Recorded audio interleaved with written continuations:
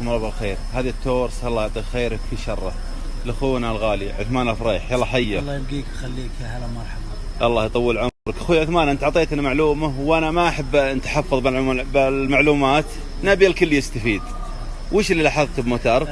اذا عبيت بنزين يصير به وهي شغاله تبدا زي التقطيع، لكن لو تطفيه وتعبي بنزين وتخلص تعيد تشتغل تبطي يعلق السلك يصير زي الكتمه وزي التقطيع، تقعد له فتره من تشتغل. بس مجرد انك توقف عند المحطه تعبي بنزين تبدا تقطع. اي صحيح.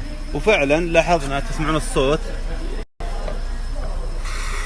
زي صوت الهواء.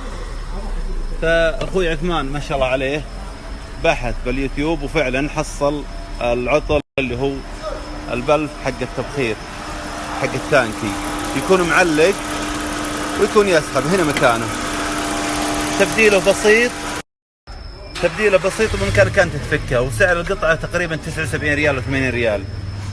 بس مجرد ان البلف يعلق ويبدا يسحب الهواء مباشره من التانكي. فانتبهوا يا اصحاب التورس، اذا ظهرت عندك المشكله ترى هذه هي، والفضل لله سبحانه ثم لاخوي عثمان. الان بدلنا القطعه ونبي نتاكد هل ما زال الهواء موجود ولا لا. نهائي ما شاء الله ابدا ما في اي سحب هواء. الله يعطيه خيره ويكفي شره.